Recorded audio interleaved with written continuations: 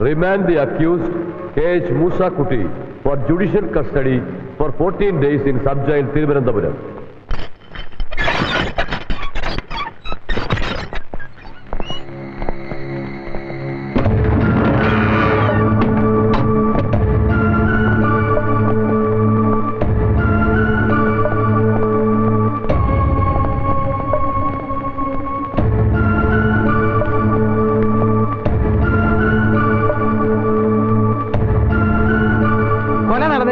കൊലപാതകമല്ല, ആത്മഹത്യ.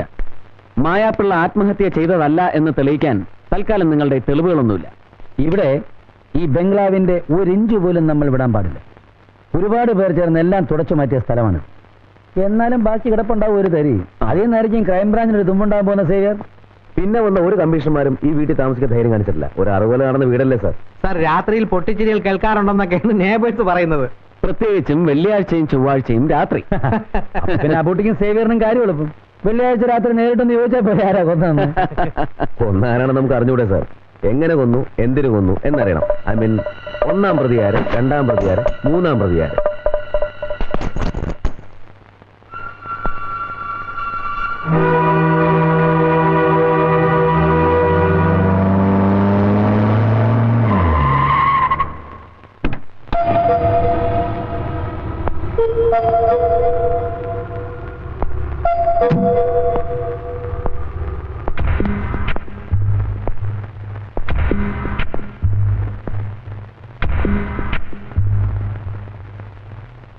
മിസ്റ്റർ പിള്ള, നിങ്ങൾ അകത്തേക്ക് വരണമെന്നില്ല. സാർ, ഞാൻ വന്നത് ലെനിൻ സെന്ററിൽ വക്കിച്ചാൻ വിളിച്ചിരുന്നു. CM-ന്റെ ഇലക്ഷൻ പ്രോഗ്രാം 14 തീയതിയാണ് ഞാനങ്ങ് പറയുകയും ചെയ്തില്ലേച്ചോ. Chief minister election programme state പോലീസിലെ DGP ആണ് തീരുമാനിക്കുന്നത് വരുന്ന മണ്ടന്മാരൊന്നും ഞങ്ങളുടെ ലെനിൻ സെന്ററിൽ ഇല്ല. അതൊക്കെ വർക്കിച്ചാൻ നേരത്തെ പ്രോഗ്രാം ഫിക്സ് ചെയ്ത് കഴിഞ്ഞു. പിന്നെ കേസ് തെളിയിക്കാൻ പോയ ഈ പിള്ളേർക്ക് എന്ത് തടഞ്ഞുണെന്ന് അറിയണം. ഉടനെ പാവം പിടിച്ച ലെനിന്റെ പെടലിക്ക് പിടിച്ചൊരുന്നോണം. മാർക്സിനെ മാർക്സിസം പഠിപ്പിച്ചല്ലേ. ഇവര് ഭൂതക്കണ്ണാടി വെച്ച് അരിച്ചു പെറുക്കി നോക്കിയിട്ടും ഒന്നും കിട്ടിയില്ലല്ലോ സാർ. പക്ഷേ ഞങ്ങൾക്ക് ചെറിയൊരു കച്ചിത്തുരുമ്പ് കിട്ടിയിട്ടുണ്ട്. തുരുമ്പിച്ചൊരു IPS കഷ്ടം. ഇത് ചിലപ്പോൾ സാറിന്റേതാകാം എന്ന് പറഞ്ഞ് ഞാൻ വരട്ടുന്നില്ല. സാറ് ഞങ്ങളുടെ പിന്നിൽ തന്നെ ഉണ്ടാവണം. യെസ് സാർ, അതാണ് ഞങ്ങളുടെ ഒരു ശക്തി എന്ന് തന്നെ കരുതിക്കൊള്ളൂ. ശരി സാർ. വഴിമാറണം.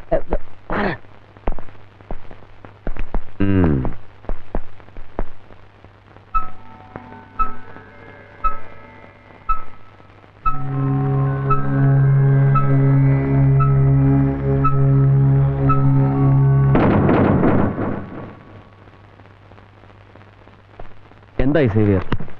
സാർ, കാസറ്റിൽ കണ്ട മാൽബ്രോ സിഗരറ്റിന്റെ പാക്കറ്റ് ഈ പ്രോപ്പർട്ടി ലിസ്റ്റിലില്ല. മഹസർ ഇടുന്നതിന് മുമ്പ് ആരോ അത് മാറ്റിയിരിക്കുന്നു. ഈ IPS മുദ്ര ഒരുപക്ഷെ മായാപ്പിള്ളയുടെ യൂണിഫോമിൽ നിന്ന് തികച്ചും യാദൃശ്ചികമായി മുറിയിൽ വീണുപോയതാവാം. അല്ലെങ്കിൽ മൽപ്പിടുത്തത്തിനിടയിൽ പിള്ളയുടെ യൂണിഫോമിൽ നിന്ന് അടർന്നു വീണതാവാം. ഇത് നമുക്കൊരു ലീഡ് എവിഡൻസ് ആയി എടുത്തൂടെ സാർ? രഹസ്യമായിട്ടോ പരസ്യമായിട്ടോ ഈ മായാപ്പിള്ളയ്ക്ക് സിഗരറ്റ് വലിക്കുന്ന സ്വഭാവം ഉണ്ടായിരുന്നോ? ഇല്ല. ആ സ്ഥിതിക്ക് അവരുടെ ബെഡ്റൂമിൽ നിന്ന് കിട്ടിയ സിഗരറ്റ് പാക്കറ്റിന്റെ യഥാർത്ഥ ഉടമസ്ഥൻ ആരാണെന്ന് നമുക്കറിയണം. അതറിയാൻ എന്തിരിക്കുന്നു? വർഷങ്ങളായിട്ട് DGP പിള്ള വലിക്കുന്ന സിഗരറ്റ് മാൽബറോ ആണെന്നുള്ള കാര്യം ആർക്കാ അറിയാൻ വയ്യാത്തത്? എന്റെ അഭിപ്രായത്തിൽ കമ്മീഷണർ കൊല്ലപ്പെട്ട ദിവസം പിള്ള അവരുടെ ബെഡ്റൂം വരെ കടന്നിട്ടുണ്ടാവണം. ഒരുപക്ഷെ കൊല ചെയ്ത് രക്ഷപ്പെടാനുള്ള വ്യഗ്രതയിൽ ഇത് വിട്ടുപോയിട്ടുണ്ടാവും. പിന്നാണ് അയാൾ അതിനെ പറ്റി ഓർത്തത്. അതുകൊണ്ടാണ് മഹസറിൽ സിഗരറ്റ് ഉൾപ്പെടാതെ പോയത്. എങ്കിൽ പിന്നെ വീഡിയോ കാസറ്റിൽ സിഗരറ്റ് പാക്കറ്റ് എങ്ങനെ വന്നു? അയ്യോ, ആ കുട്ടി മഹസർ എഴുതുന്നതിന് മുമ്പല്ലേ വീഡിയോ കവറേജ് നടന്നത്. ഡിപ്പാർട്ട്മെന്റിലെ തന്റെ സ്വാധീനം ഉപയോഗിച്ച് പിള്ള ഉച്ചയ്ക്ക് 12:30 മണിക്ക് എഴുതിയ മഹസറിൽ സിഗരറ്റിന്റെ പരാമർശം ഇട്ടു. പക്ഷേ രാവിലെ 7:05 നടന്ന വീഡിയോ കവറേജിൽ സിഗരറ്റ് പാക്കറ്റ് പതിഞ്ഞു കഴിഞ്ഞു. പക്ഷേ ഒരു സിഗരറ്റ് പാക്കറ്റ് വെച്ച് മാത്രം പിള്ളയെ സംശയിക്കാൻ ഒക്കില്ല. ലോകത്ത് DGP പിള്ള മാത്രമല്ല മാൾബറോ സിഗരറ്റ് വലിക്കുന്നത്. ഒരു ലൂപ്പ് ഹോൾസും ഇല്ലാത്ത ഒരു സോളിഡ് എവിഡൻസ്, അതാണ് നമുക്ക് വേണ്ടത്. ഈ മായാപ്പിള്ള ഉപയോഗിച്ചിരുന്ന സാധനങ്ങളൊക്കെ എങ്ങോട്ട് മാറ്റി? അതൊക്കെ ഓർഡർലി സുമിത്ര പൊതിഞ്ഞു കെട്ടി മായാ സാറിന്റെ അച്ഛന്റെ വീട്ടിൽ കൊണ്ട് കൊടുത്തു എന്നാ പറഞ്ഞത്. ആദ്യം ഓർഡർലി സുമിത്ര, പിന്നെ പോസ്റ്റ്മോർട്ടം ചെയ്ത ഡോക്ടർ. ഇപ്പൊ ലഞ്ച് ബ്രേക്ക്. ജീവിച്ചിരിക്കാൻ വേണ്ടിയെങ്കിലും എന്തെങ്കിലും ഒന്ന് കഴിച്ചൂടെ എന്റെ സഖാക്കളെ?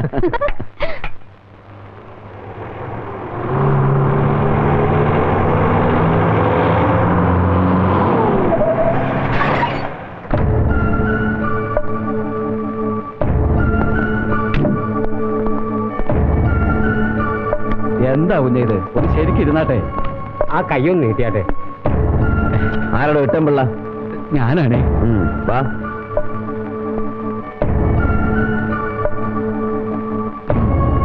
മരിച്ചുപോയ മായാപ്പിള്ള അറിയോ? എന്റെ സ്വന്തം മോളായിരുന്നു സാറേ അവള്. ഏത് ഭാര്യ? രണ്ടാമത്തെ ഭാര്യ. മൊത്തം എത്ര സംബന്ധം കഴിഞ്ഞു? 5. തനിക്ക് ഇവിടാണോ ജോലി? അല്ല, ഇട്ടനൊരാട്ടക്കാരനാ. കാവടിയാട്ടം സീസണിൽ ആടാൻ പോകും. ഏതാ പയ്യൻ? കുട്ടൻ തമ്പുരാൻ. ഈ കോലകത്തെയാ. തമ്പുരാന് തലയ്ക്ക് ചൂടുള്ളതുകൊണ്ട് തളം വെക്കാനാ ഞാനിവിടെ വന്നത്. ഈ രണ്ടാമത്തെ ഭാര്യയിൽ തനിക്ക് എത്ര മക്കളുണ്ട്? മായ മാത്രം. പാവങ്ങൾ. അമ്മയും മോളും മരിച്ചു. ഇപ്പൊ ഞാൻ ഒറ്റയ്ക്ക്. തന്നെ ആരും കൊന്നില്ലേ? മകളുടെ ശവം കാണാൻ പോലും അച്ഛൻ ചെന്നിരുന്നില്ലെന്ന് ഒരു സ്റ്റേറ്റ്മെന്റ് കണ്ടല്ലോ. കാണാൻ എനിക്ക് യോഗം ഉണ്ടായില്ല സാറേ. ഞാൻ ആടാൻ പളനിക്ക് പോയിരിക്കുകയായിരുന്നു. ചിതേ വെക്കുന്നവരെ കാത്തു. ഇയാളെ കണ്ടില്ല. മകൾ ആത്മഹത്യ ചെയ്താണെന്ന് താൻ വിശ്വസിക്കുന്നുണ്ട്? ഇതുപോലെ അവളുടെ അമ്മയും ആത്മഹത്യ ചെയ്യായിരുന്നു സാറേ.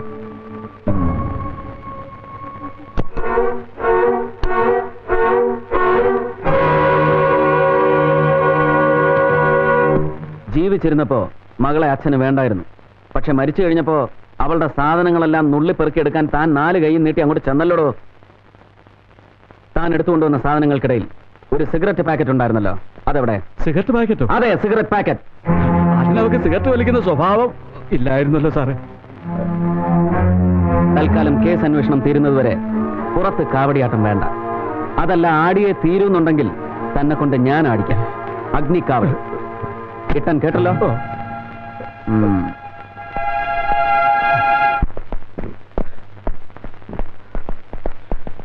മൂസ ഞങ്ങളുടെ കസ്റ്റഡിയിൽ നിന്നും പ്രതാപവർമ്മയുടെ ആൾക്കാരെ തട്ടിക്കൊണ്ടുപോയി. സർ, ഒരു കളം അവൻ നമ്മളെ കയറിവെട്ടി. തെരഞ്ഞെടുപ്പ് സമയത്ത് ആർഡിയുടെ പേരിൽ അലിഗേഷൻ. പോലീസ് കസ്റ്റഡിയിലിരിക്കുന്ന പ്രതി മരിക്കുന്നു. ലോക്കപ്പ് മരണം. നമുക്കെതിരെ പ്രയോഗിക്കാൻ ഇതിലും വലിയ ആയുധമില്ല ആർഡി.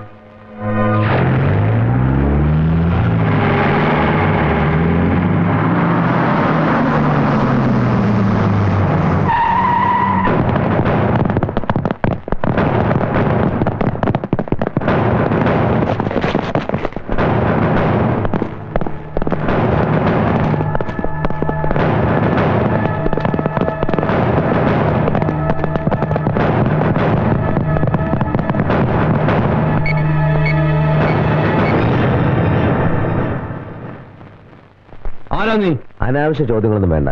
സെർച്ച് കഴിയുന്നവരെ അനങ്ങി പോരുത്. We are from revenue intelligence. സഹകരിക്കുന്നതാണ് അങ്ങേക്ക് നല്ലത്. ഒന്നും വില കൊടുത്ത് വാങ്ങിക്കൂട്ടിയ കുടിലുകളുടെയും കൊട്ടാരങ്ങളുടെയും കണക്കാണ് ഞങ്ങൾക്ക് അറിയേണ്ടത്. ഈ കൊട്ടാരത്തിനകത്ത് കയറി എന്നെ ചോദ്യം ചെയ്യാൻ ആരാണ് നിനക്കൊക്കെ അധികാരം തന്നത്? ഞാൻ ജില്ലാ കളക്ടർ ഇന്ദിരാ നായനാർ. എനിക്ക് ഈ കൊട്ടാരത്തിൽ കയറാൻ നിങ്ങളുടെ പോലും അനുവാദം വേണ്ട. അന്തപുരത്തിലെ പൂട്ടിയിട്ടിരിക്കുന്ന പള്ളിയറകൾ ഓരോന്നായി തുറന്നു കാണിക്കണം തമ്പുരാൻ. നടക്കട്ടെ. എങ്കിലും കളക്ടറോട് ഒരു അപേക്ഷയുണ്ട്. ഇവിടുത്തെ അടുത്തറ ഇളക്കി മറിക്കാൻ പോകുന്ന പാവം SSLC പോലീസുകാരൻ അറിയില്ല ചവിട്ടി നിൽക്കുന്ന ഈ രാജകൊട്ടാരത്തിന്റെ പരിശുദ്ധി. അത് അവർക്കൊന്ന് പറഞ്ഞ് മനസ്സിലാക്കി കൊടുക്കണം.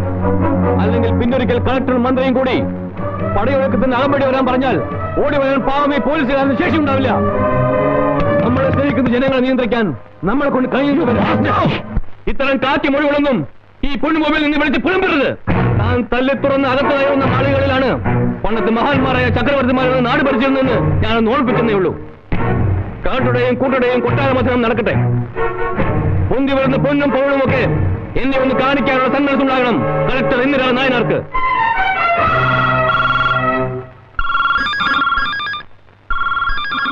ഇനിയും ആരംഭിച്ചിട്ടില്ല.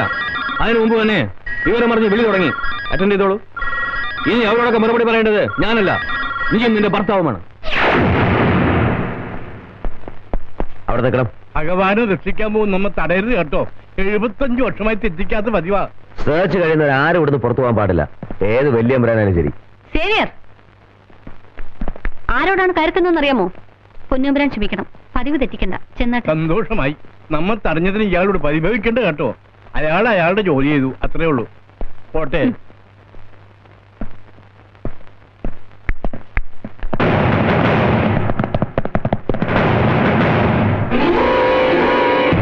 ആർക്കിയോളജി ഡിപ്പാർട്ട്മെന്റ് ഡയറക്ടർ നേരിട്ട് വന്ന് മാർക്ക് ചെയ്ത് പോയിട്ടുള്ള പുരാവസ്തുക്കളാണിവ. പഴയ തമ്പുരാക്കന്മാരുടെ പള്ളിവാളുകളും മുടവാളുകളും രത്നകിരീടവും. സംശയമുണ്ടെങ്കിൽ വേണ്ടപ്പെട്ടവരെ വിളിച്ചു ചോദിക്കാം, അല്ലെങ്കിൽ ഈ കവർ തുറന്നു നോക്കാം. എല്ലാം 200 വർഷങ്ങൾ വരെ കാലപ്പഴക്കമുണ്ടെന്ന് തെളിയിക്കപ്പെട്ടതിന്റെ സയന്റിഫിക് റിപ്പോർട്ട്. ഇനിയും ഈ നിലവറയിൽ നിന്ന് ഉരുകണോ കളക്ടർക്ക്? ലജിക്കണ്ട, നിങ്ങളുടെ മുഖ്യമന്ത്രി വരെ നിന്നുരുകയായിരിക്കും ഇപ്പോ. പിന്നെയാണോ നിസ്സാരയായ ഈ കളക്ടർ?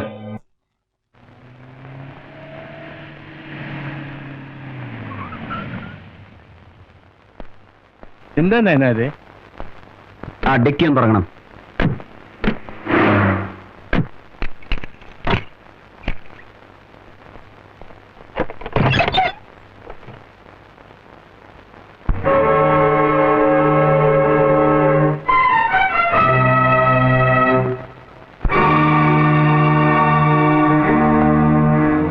തമ്പുരാൻ, ഇതൊക്കെ കൊട്ടാരത്തിന്റെ രേഖകളിൽ പെടാത്ത അങ്ങയുടെ മകന്റെ ഭൂമിയിലെ സമ്പാദ്യങ്ങളാണ്.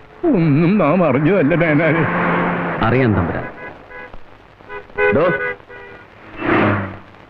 ഇതൊക്കെ എവിടേക്ക് കടത്താനാ പ്രതാപവർമ്മ തന്നോട് പറഞ്ഞത്? DGP പിള്ള സാറിന്റെ വീട്ടിലേക്ക്.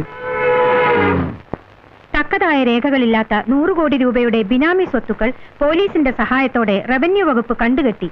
ഇതിന്റെ പിന്നിലുള്ള ഉന്നതൻ ഉടൻ തന്നെ പിടിയിലാകുമെന്ന് DGP ശ്രീ പത്മനാഭപിള്ള തന്റെ പത്രക്കുറിപ്പിൽ വ്യക്തമാക്കി. എന്നെ കൊണ്ട് തന്നെ അവനത് പറയിപ്പിച്ചു. പ്രസ് മീറ്റിംഗിൽ ഞാനത് പറയുമ്പോൾ എന്റെ നെഞ്ചു പൊട്ടുകയായിരുന്നു. പോയി, എല്ലാം കൊണ്ടുപോയി. 100 കോടി കണി കാണാൻ പറ്റുമോ നമുക്കിനി ജന്മം? അവനെ തളച്ചിടാൻ ഒരു വഴിയും തനിക്ക് പറയാനില്ല. എല്ലാ വഴികളും പൂട്ടി സീൽ വെച്ച് കഴിഞ്ഞാൽ പിന്നെന്ത് പോംവഴി തമ്പുരാനെ? പറയുമ്പോ സ്റ്റേറ്റ് പോലീസിലെ രാജാവായിട്ട് എന്നെ കിരീടം വെച്ച് കുടിയിരുത്തിരിക്കുകയാണല്ലോ. ദിവസവും പോലീസിൽ നിന്ന് നടക്കുന്നുവെന്ന് ഞാൻ അറിയുന്നില്ല. വീക്ക്ലി റിപ്പോർട്ട് പോലും എന്നെ കാണിക്കുന്നില്ല. ഫയലും ഫോണും വയർലെസ്സും എല്ലാം മാറ്റി. മുഖ്യമന്ത്രി എന്ത് ചെയ്തു, ചെയ്യുന്നു, ചെയ്യാൻ പോകുന്നു ഒന്നും DGPയോട് പറയേണ്ടെന്ന റോക്ക് ഹൗസ് എന്നുള്ള ഉത്തരവ്. എന്തിന്? സല്യൂട്ട് പോലും ഇല്ല DGPക്ക്. ആരുടെ ആളി കത്തുകയാണ്. കത്തിക്കാൻ അവന്റെ കൂടെ കുറെ മൈഗുണാശന്മാരും. ആ കാട്ടുതീയിൽ ആരൊക്കെ കിടന്ന് വേകുമെന്ന് മാത്രം ഇനി നോക്കിയാൽ മതി. അവന്റെ വെറുമൊരു നിഴലാട്ടം കണ്ടപ്പോഴേക്കും താൻ ഇങ്ങനെ പേടിച്ചാലോ? നിഴലാട്ടം ഇതാണെങ്കിൽ അവന്റെ താണ്ഡവം കാണാൻ ഞാൻ ഉണ്ടാവില്ല. ഉണ്ടാകും. താനും ഞാനും ബാക്കി ഉണ്ടാകും. അവൻ നമ്മളെ വീഴ്ത്തുന്നതിന്റെ ഒരു ദിവസം മുമ്പെങ്കിലും ഞാൻ അവനെ വീഴ്ത്തും. താൻ ധൈര്യമായി പോപിള്ളേ.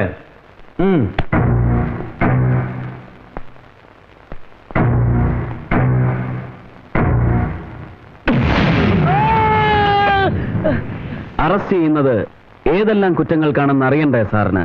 എനിക്കൊന്നും അറിഞ്ഞുകൂടാ. ഒരുമാതിരി ക്നാപ്പ് വർത്താനം പറയരുത്. അറിയത്തില്ലെന്നു. തിരുമുൽപ്പാടനെ കൊല്ലാൻ താൻ കൂട്ടുനിന്നു.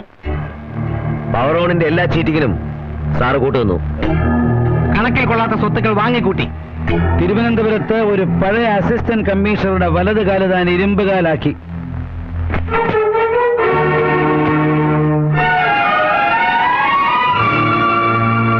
പ്രതാപവർമ്മ കളിച്ച എല്ലാ ഫൗൾ പ്ലേയിലും ഒരു ഫ്രോഡ് റെഫറിയുടെ റോളായിരുന്നു സാറിന്. വളരെ വൈകിപ്പോയി. ഇനി ഒന്നിൽ നിന്നും ഒഴിഞ്ഞു മാറാൻ സാറിന് കഴിയില്ല. പറയൂ, സാർ മായാപ്പിള്ള എങ്ങനെയാണ് കൊന്നത്? ഞാനല്ല മായയെ കൊന്നത്. പിന്നെ ആരാ എന്റെ പിള്ളാച്ച? മൂസയാണ് കൊന്നത്. എന്നിട്ടത് ആത്മഹത്യയാക്കി മാറ്റി. ഞാനപ്പോ ആറ്റിങ്ങ ടിവിയിൽ ഇരിക്കുകയായിരുന്നു. ഞാൻ തിരിച്ചെത്തുമ്പോഴേക്കും എല്ലാം നടന്നു കഴിഞ്ഞു. വെറുതെ തലച്ചോറ് പുഴുങ്ങണ്ട. തന്റെ ഈ ഡിറ്റക്റ്റീവ് കഥ കേൾക്കാനുള്ള സമയമോ സൗകര്യമോ ഞങ്ങൾക്കില്ല. എന്താ നടന്നതെന്ന് ഞങ്ങൾക്കറിയാം. മായയെ കൊന്നത് നിങ്ങൾ തന്നെയാണ് സാർ. അന്ന് സാർ ആറ്റിങ്ങൽ ടിവിയിൽ പോയിട്ടില്ല, അവിടെ താമസിച്ചിട്ടുമില്ല. നിങ്ങൾക്കെതിരായുള്ള എല്ലാ തെളിവുകളും ഞങ്ങൾക്ക് കിട്ടിയിട്ടുണ്ട്. അവിവാഹിതയായ മായാപ്പിള്ളയിൽ നിങ്ങൾക്ക് പണ്ടേ ഒരു കണ്ണുണ്ടായിരുന്നു. പല രാത്രികളിലും നിങ്ങൾ അവരെ വിളിച്ച് ശല്യം ചെയ്തിട്ടുണ്ട്. വിവാഹാഭ്യർത്ഥന വരെ നടത്തിയിട്ടുണ്ട്. ശരിയല്ലേ? അവൾ എതിർത്തു. അവളെ മറ്റൊരിടത്തേക്കും ട്രാൻസ്ഫർ ചെയ്യാതെ മൂക്കിന് താഴെ തന്നെ കമ്മീഷണറായിരുത്തി നിങ്ങൾ അവളെ കണ്ടാസ്വദിക്കുകയായിരുന്നു. ഇതൊന്നും ശരിയല്ലെന്ന് പറഞ്ഞാൽ താഴത്ത് വെച്ചാൽ ഉറുമ്പരിക്കുമെന്ന് പറഞ്ഞ സാർ ഉച്ചിയിൽ കയറ്റി വെച്ച് വളർത്തുന്ന ഒരേ ഒരു മോളുണ്ടല്ലോ, അതിനെ ഇവർക്ക് പോലീസ് മുറയിൽ ചോദ്യം ചെയ്യേണ്ടി വരും. സാറിന്റെ മുന്നിൽ വെച്ച് തന്നെ. അയ്യോ, എന്റെ കുഞ്ഞിനെ ഒന്നും ചെയ്യരുത്. ഞാൻ എല്ലാം തുറന്നു പറയാം. പറ. സംഭവം നടന്ന രാത്രി ഞാൻ മായാപ്പിള്ളയുടെ വീട്ടിൽ പോയിരുന്നു. എനിക്ക് മായോട് ഇന്നെന്നല്ല ഒരിക്കലും ഒരു ദേഷ്യം ഉണ്ടായിട്ടില്ല, ഇനി ഉണ്ടാകത്തുമില്ല. സത്യം പറയാമല്ലോ. പവറോൺ ഗസ്റ്റ് ഹൗസിൽ വെച്ച് ഞാൻ മായൽപ്പ റാഷായിട്ട് സംസാരിച്ചു. അതിന് ക്ഷമ ചോദിക്കാൻ കൂടിയാണ് ഇപ്പോൾ വന്നിരിക്കുന്നത്. പ്ലീസ് മായേ, മാപ്പ്. ഒരു DGP ഇത്രയും അധപതിക്കാൻ പാടില്ല. DGPക്ക് ക്ഷമ പറയാൻ പാടില്ലെന്നോ പ്രേമിക്കാൻ പാടില്ലെന്നോ ഇന്ത്യൻ പീനക്കോഡിൽ എഴുതി വെച്ചിട്ടുണ്ടോ? ഇല്ലല്ലോ. എത്ര കാലം കൊണ്ട് മായേ ഞാൻ നിന്റെ പുറകെ നടക്കുന്നു. നിങ്ങളെ വിവാഹം കഴിക്കാൻ താല്പര്യമില്ലെന്ന് ഒരു 100 പ്രാവശ്യം ഞാൻ പറഞ്ഞതാണ്. ഇനി ഒരു 1000 വട്ടം ആവർത്തിച്ചാലും എന്റെ ഉത്തരം നോ എന്നായിരിക്കും. അല്ല, മായയുടെ കണ്ണിൽ എനിക്ക് എന്താ ഒരു കുറവ്? വയസ്സ് 48 അതോ ഒരു കുട്ടിയുടെ അച്ഛനായത്, അതോ 2ാം കെട്ടുകാരനാണെന്നോ? ഈ പറഞ്ഞതൊക്കെ നിസ്സാരമായി കളഞ്ഞാലും എന്റെ മുന്നിൽ നിങ്ങൾ ഒരു ബിഗ് സീറോ ആണ്. പല പ്രാവശ്യം മുഖത്ത് കാറി തുപ്പിയിട്ടും ഒരു പെണ്ണിന്റെ പുറകെ നടക്കുന്ന നിങ്ങൾ ഒരു പുരുഷനാണോ? ഇനി നിങ്ങൾ എന്നെ ഡിസ്റ്റർബ് ചെയ്താ ഞാൻ ആരാണെന്ന് നിങ്ങൾക്ക് മനസ്സിലാവും. പിന്നെ നിന്നെ പോലത്തെ ഒരു നത്തോലി കമ്മീഷണർ എന്നെ വളർത്താനാടി? കാണാൻ നല്ല ഗുമ്മുള്ളൊരു ശരീരം, അതിനോട് ഭാര്യ വലിച്ച് എനിക്കൊരു ഭ്രമം തോന്നി. അതിന് നീ എന്നെ ഒരുപാട് നാള് പാട്ട കൂട്ടിച്ചു. ഇനി നിന്നെ ഇവിടുന്ന് പ്രശ്നം.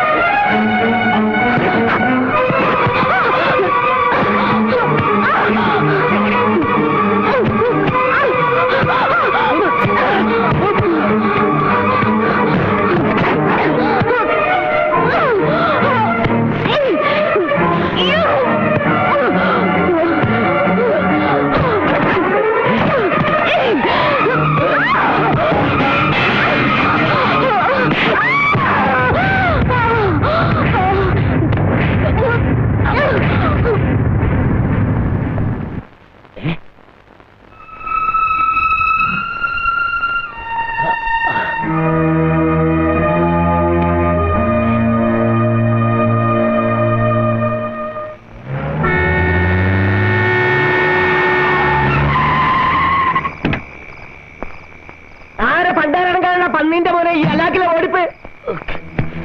അല്ലോ, നിങ്ങളായിരുന്നോ? നിങ്ങളുടെ മോളെന്താണ് ഇപ്പൊ ഒരുമാതിരി ജിന്നിനെ കണ്ട മാതിരി? അർത്ഥം പറ്റി. കാര്യം പറയടോ. അവള് മരിച്ചു. നിങ്ങൾ ആരെങ്കിലും പൊക്കിയ? വയസ്സെത്ര? 14 16? കമ്മീഷണർ മായാപ്പിള്ള മരിച്ചു. താൻ കൊന്നോടോ പിള്ളേ? കൊല്ലാൻ വേണ്ടി ആയിരുന്നില്ലടോ. അവള് ബലം പിടിച്ചപ്പോ ഒരു കയ്യബദ്ധം പറ്റിയതാ. നിങ്ങളുടെ ഒടുക്കത്തെ ആർത്തി കണ്ടപ്പോഴേ നമ്മൾ കരുതിയതാ ഇതിങ്ങനെ വരുമെന്ന്. ഞാൻ പറഞ്ഞില്ലേ, മനഃപൂർവ്വം അല്ലായിരുന്നു. ഏതായാലും നിങ്ങൾ ബേജാറാണ്ടിരിക്കേ. ഓടെ മയത്തിന്മേ ചെറിയ ഒരു ഡെക്കറേഷൻ. സംഗതി ആത്മഹത്യ. എന്തേ? എന്നെ കൊണ്ടൊന്നും വയ്യ. നിങ്ങൾ ആരെങ്കിലും വിളിച്ചോന്ന്? ഒക്കെ നമ്മളേറ്റെന്ന്. കയ്യിൽ കുപ്പി ഉണ്ടെങ്കിൽ 2 എണ്ണം കൂടെ വീശിയിട്ട് വീട്ടിൽ പോയി കിടന്ന് സുഖമായിട്ട് ഉറങ്ങി. നാളെ പുലരുമ്പോ ഒരു ഫോൺ വരും. ആദ്യം ഒന്ന് ഞെട്ടണം. എന്നിട്ട് ഷർട്ടും മേലൊരു കറുത്ത തുണിയും കുത്തി ചുണ്ടും വിറപ്പിച്ച് ഓടെ വീട്ടിലോട്ട് അങ്ങ് പോയാ മതി.